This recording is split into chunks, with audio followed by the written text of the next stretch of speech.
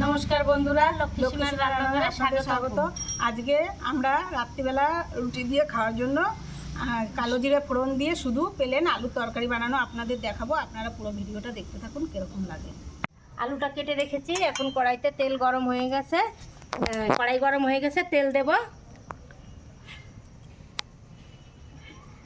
অল্প তেলে রান্না করব।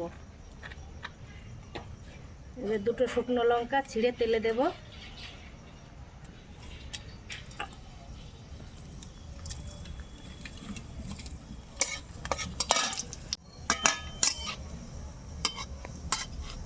এবার কালো জিরে ফোড়ন দেব।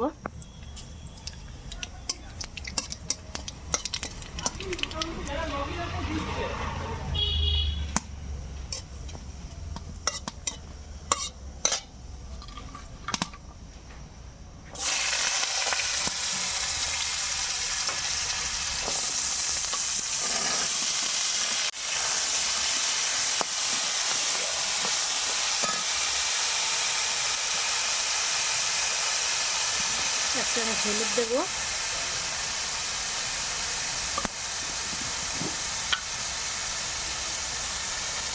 হাফ চামচ লবণ দেব।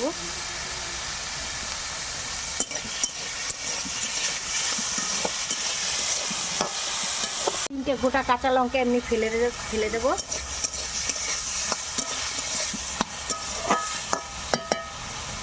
এদের অল্প জল দিয়ে ঢাকা দিয়ে দেবো।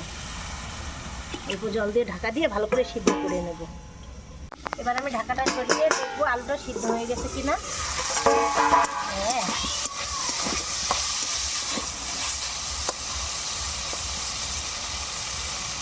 হ্যাঁ সিদ্ধ হয়ে গেছে। এবার আলুটা ভাজা ভাজা করে জল দেব। আলুটা সিদ্ধ হয়ে গেছে আর ভাজা ভাজাও হয়েছে, এবার জল দেবো।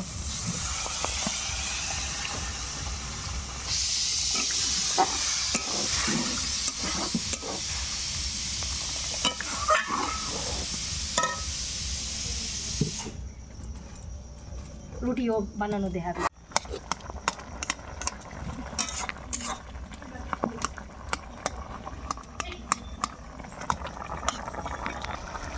ঝোলটা ফুটে গেছে, একটু চিনি দিয়ে দেবো।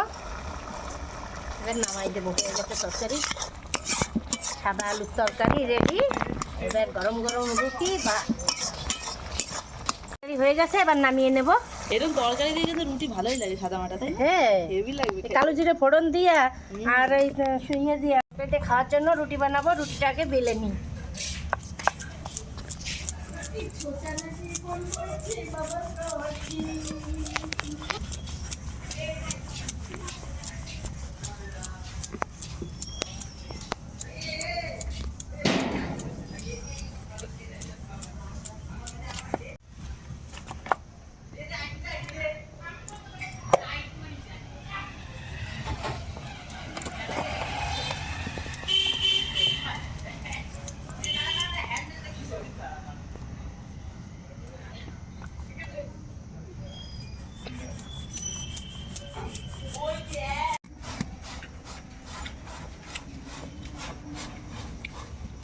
রুটি ভাজার কায়দা আছে, বুঝছিস?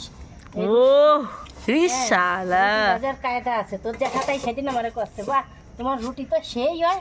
আমি তবে কি চাপটি চাপটি রুটি পাপড়ের মতো নয়া কে খায়? রুটি না ফুললে পরে একদম ভাল লাগে না রুটি।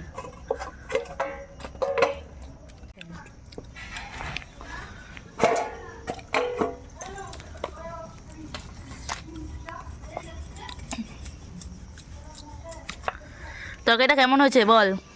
Heavy tasty.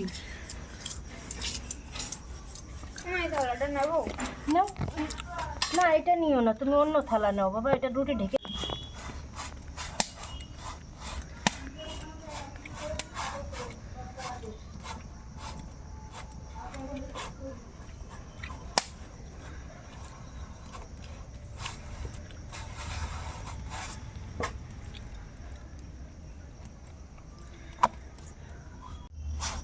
বন্ধুরা, রুটিটা দেখুন কত সুন্দর ফুলেছে, খেতেও নরম হবে।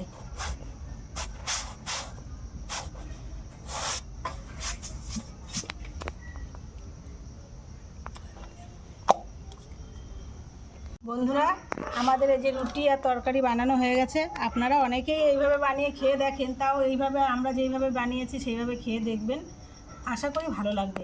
যদি ভালো লেগে থাকে তাহলে আমাদের চ্যানেলটিতে অবশ্যই লাইক আর কমেন্ট করে দেবেন। আজকে এই পর্যন্তই, টাটা।